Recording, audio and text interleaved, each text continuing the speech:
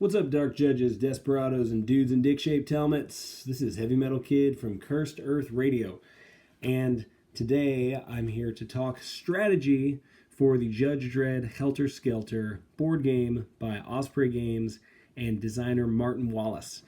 Now, you may be asking, Heavy Metal Kid, what makes you an expert on strategy when it comes to the Judge Dredd Helter Skelter game? I would say to you in response that I have played no less than 8 games of the Judge Dredd Helter Skelter board game, and then had a long discussion with my wonderful colleagues here at Cursed Earth Radio about all of the ins and outs of each faction, the best strategies that work for each one, and our impressions as a whole. Now, on this same channel, you can hear our sort of general discussion, but we decided it would be cool to give you a breakdown, faction by faction, of a general strategy and then the abilities of each character. So, here we go. We're going to start with Strontium Dog. By the way, one other thing that makes me an expert on this faction in general is that little guy right there, the Gronk. If I was not an expert on Strontium Dog, why would I have that, right? People who aren't experts don't just have little miniature Gronks lying around. So there's providence that you're in the right place when it comes to Strontium Dog strategy for the Judge Dredd Helter Skelter miniatures game. Starting off with just the basics of this squad, Strontium Dog.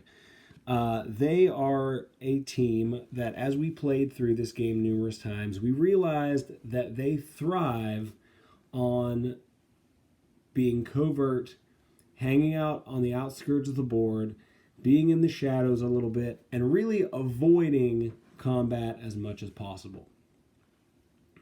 You may be tempted to take Johnny Alpha or Wolf Sternhammer into the fray and engage your enemies one-on-one, but that would be a mistake. See, what you need to do when you're playing the Strontium Dog faction, it starts at the beginning. When you choose these cards here, everybody gets 10, and you're going to choose 5 cards that represent where each of your characters are, and then the other 5 you will pass to your opponent, and that will tell them where they need to put their reality fragments. So at the beginning of any game, what happens is you sit there and you strategize. Do I want to figure out what the best placement of my characters is, or do I want to figure out what the best placement of my opponent's reality fragment is? In other words, do I want to put them, far apart enough so that they have to run all the way across the board to get each one, or do I want to put one of their reality fragments next to one of my strong characters, which is a good strategy, by the way, if you have the ability. But in general, if you're choosing one or the other, when it comes to Strontium Dog, you want to focus the most on placing your characters somewhere where they will be safe, because you don't want any of these characters to be directly engaged in combat. Now, I'm not saying that they're not okay when it comes to hand-to-hand combat, but for this squad to work, for this team to function appropriately, you really need to keep everyone alive so that they can each play their role. And I think that goes for the Strontium Dog team more than any other faction. More than the Justice Department, more than Nikolai Dante, more than Slain. These guys depend on one another and really need to all be doing their own job to really make this team work, with the exception of one, which we'll talk about. So, we're going to start with the poster boy of Strontium Dog, Johnny Alpha. And when people say Strontium Dog, they're usually talking about Johnny Alpha. And the tendency might be that because he's the guy on the box and he is the main man, that you want to go charging in and attack everybody with him. But as I said earlier, this faction is not made for that. You're not going to be as successful if you just run around and try to attack everyone straight on. What Johnny Alpha excels at is having a lot of options. He has the most cards of anyone in your faction. That's 19 cards. 2 of those cards are hand-to-hand combat, and they are melee, which is the weaker of the 2 hand-to-hand options. The stronger of the 2 being smash. So what does that tell you? It tells you that Johnny Alpha does not need to be getting into hand-to-hand combat at all during this game. With 19 cards, you have to look at that as 19 moves, because each card with this character's icon on it can be used to move. It can also be used to pick up these reality fragments that we've already established are what you need to be doing with this team. Don't focus on combat. Focus on picking up these reality fragments, running around the board, and staying in the shadows, staying in the cover. And you can be pretty successful, at least as successful as I was the 2 times that I won. Anyways, with Johnny Alpha, he's not great at hand-to-hand combat. Because he only has 2 hand-to-hand combat cards, that means he only has 2 opportunities to defend in hand-to-hand. So keep him out of that. It's not great. He has 5 sniper shots, which is good. It's basically 1 damage to any enemy in line of sight. So that's good. But don't use that to attack aggressively. Use that as a means of keeping people away from you. Use that as a means of taking out someone that could come up and be a threat. Because what you really want to do is try to creep around the board with him and pick up those reality fragments. When it comes to defense, Johnny Alpha seems weak at first because he only has 1 defensive card, so to speak, in terms of traditional defense, which by that I mean your deflect or your cover fire. He only has 1 cover card. So you can keep him in cover. That's not a bad thing because that card might come up, but what he really excels at is he has 5 precog / psi cards. And we know that those can be used to deflect sniper, shotgun, and explosion. The good thing about those is that they can also be used as an attack of sorts. In other words, you use one of those on someone in your line of sight, and they either have to discard a card with a character symbol or take 1 damage. So he's really versatile. He's probably your best sort of all-around character in this faction of being specialized at a little bit of everything, but really the main bonus for Johnny Alpha is that he has 19 cards, which means you're going to be able to run all over the board, pick up those reality fragments. So use him for that. All right, next we have Durham Red, and she's your super duper special character. Every faction has one. Every faction has either a special character or a couple characters with special abilities. This is your special character, and she has vampirism, which allows you to regain a hit point if you do damage to another character. You can read that there. If you want to, I'm not going to read you the whole card. But the problem is, I'll put it back there one more time, look at the very bottom text. She can never have more than 3 health cubes.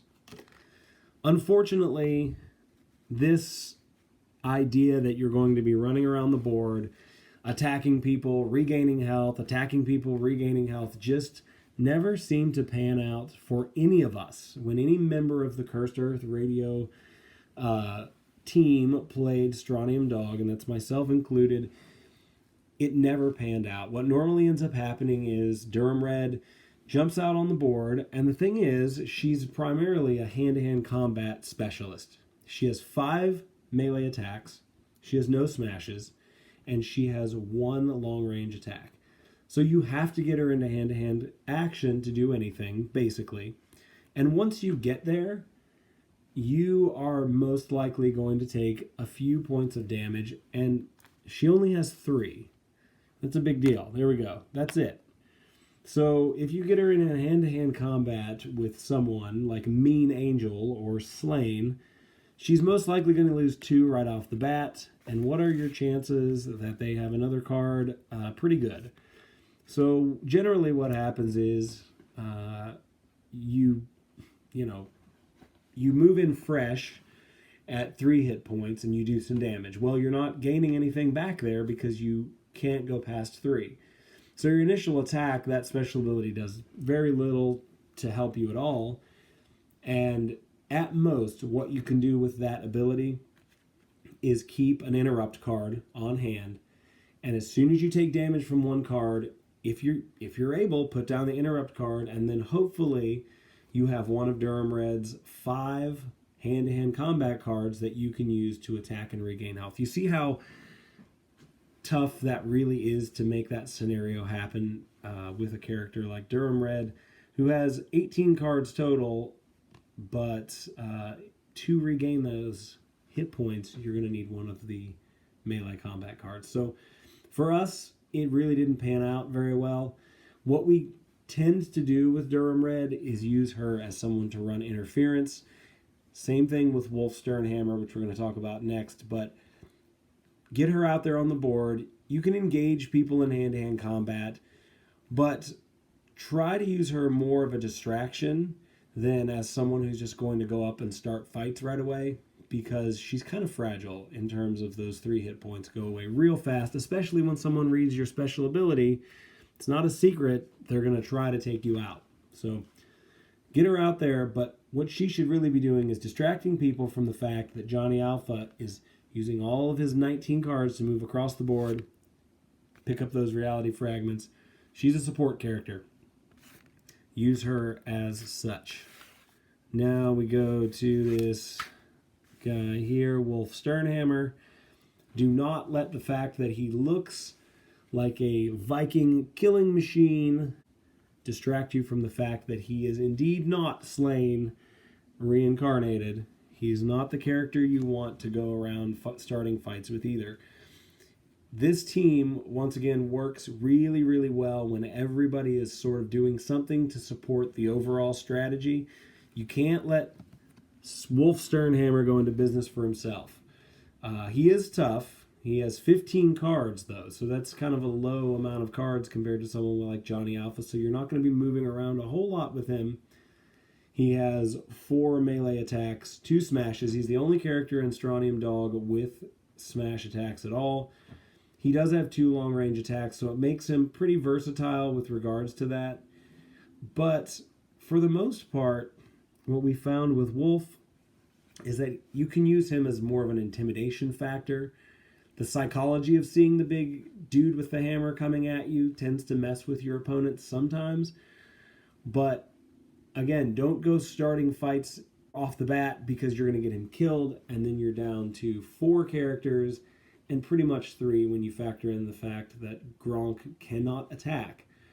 So use these characters defensively. Use them to draw fire away from Johnny Alpha. Use them to draw fire away from Midden-Faced McNulty. That's the best strategy for Strontium Dog. Everything should really be behind the scenes, in cover, which is very thematic for this team. So that's cool, but you've got to know sort of what you're dealing with here, and this is not your sort of smashing machine. He could be considered as that, but that's really not how this team works well together. Midden-Faced McNulty. The thing about this character, for me, and I played many games as a Strontium Dog, like I said, at least 8, or no less than 8. And that's a lot, yeah? No. So the thing about Midden-Face that I came away with every single time is that he was my MVP. Every time. He was the guy that I was running around the board with, grabbing up these reality fragments, and he won the game for me numerous times. He just moves around really well. Even though he has less cards than Johnny Alpha, he has 17, Johnny Alpha has 19, I swear to God, every time I play this, I end up with at least 3 Midden-Faced McNulty cards in my hand, which allows me to move all over the board, pick up those reality fragments, and win the game pretty quickly. So use him and Johnny Alpha together to run around, distract your opponents with these 2, run around and pick up your reality fragments, maybe make your opponent think that you're out there trying to get some kills, trying to attack, but you should know that your real goal is reality fragment collecting. All right, and the thing about Midden-Face, attack-wise, he's, again, not great at one-on-one melee combat. He only has 2 standard melee attacks. He has 4 sniper attacks. Again, it's all right, but you're only dealing 1 damage, so use those to keep people away from him and to defend yourself. Don't run around attacking people. Focus on those reality fragments. The other thing that he has is 2 explode cards. Now, if you're playing a 2-player game, explode is basically just another attack for you, because it's very rare that you're going to end up with 2 opponent figures in one space. It just doesn't happen very often because the board's fairly large. It has a lot of spaces. You need to keep your characters spread out. Now, in a 3 or 4 player game, especially a 4-player game, explode becomes pretty beneficial. But for the purposes of this character, use that as a standard attack or use that as a defense to sort of keep people away. But that's not going to be, something that's going to be a huge factor for you in terms of winning games, because what he does well is he moves across the board.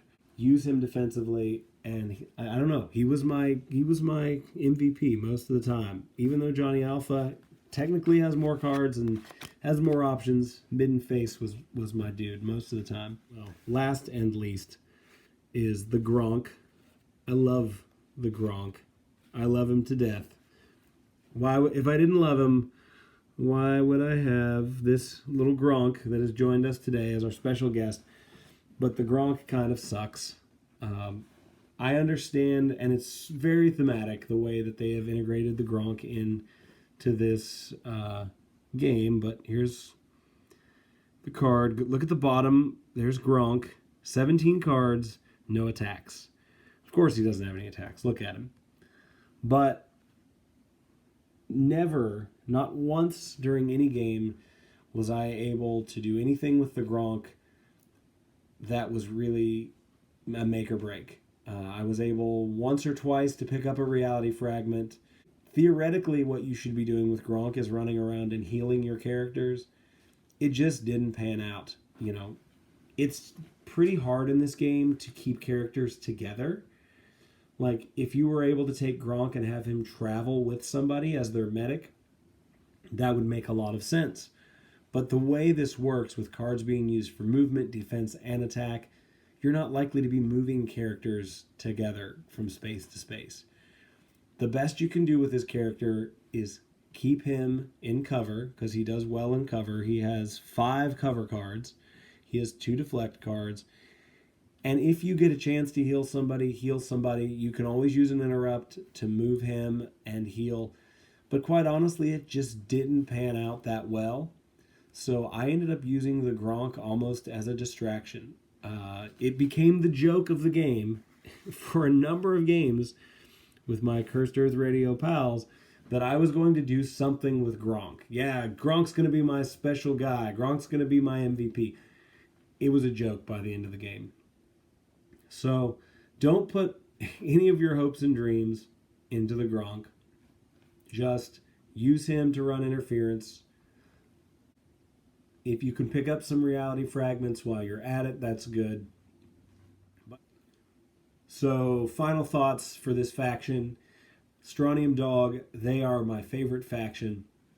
Even though Gronk is fairly weak, Durham Red is not all she's cracked up to be. As a unit, they work all right together, and they're fast. And they're able to go around and get these reality fragments.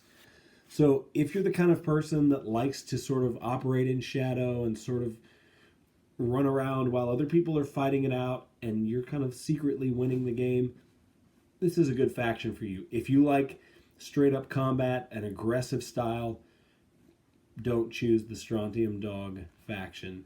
But I think they're super cool. They've become my favorite faction in the game altogether. In terms of fighting other factions, here's what you need to keep in mind. When it comes to taking on Slain, the Strontium Dog faction is pretty good because they have a lot of long-range attacks, and Slain wants to get up close. So when it comes to facing Slain and his minions, stay away from them and attack them long range, because Slain has in total 6 cards for the entire squad. 6 cards that can do long-range damage. So Strontium Dog needs to stay away from everybody when it comes to slaying, or you're going to lose. When it comes to the Justice Department, it's a little bit more of a tough fight because they have a lot of long-range attacks and they have a lot of close-range attacks. Plus, they have those explode damage for 3 of their 5 figures. So you're going to be getting into more of a firefight with them. Do your best to stay in cover, but still stay away from hand-to-hand combat because the Justice Department has some pretty heavy hitters. Mean Angel being number 1, but Dredd's not so bad either, and it's just going to be to your benefit to try and stay away from them as well. And finally, the Nikolai Dante faction, a little bit like Slain. They're a little bit more mobile, but they only have a total of 9 long-range cards between all 5 figures. So again, you can take them out with long-range attacks and stay away from their hand-to-hand attacks because that's never going to benefit the Strontium Dog faction. You never want to get into hand-to-hand combat unless you have to. The good thing is when you have to, you do have Wolf Sternhammer, and if she works out the way she's supposed to, Durham Red, but don't count on it. Her ability's flashy, but it's not really a game saver, at least from our experience. All right, and that is it. Thank you for checking out Cursed Earth Radio's YouTube channel. You can also keep up with our podcast more regularly if you want to look us up on Spotify and iTunes and all that stuff. We still post the episodes here, but they're usually a little bit late, and of course YouTube's the only place where you can get content like this. So do whatever you got to do to keep up with us. We appreciate you checking out this video. Keep an eye out because we're doing a strategy video for each of these factions in the Judge Dredd Helter Skelter game. All right, thanks a lot.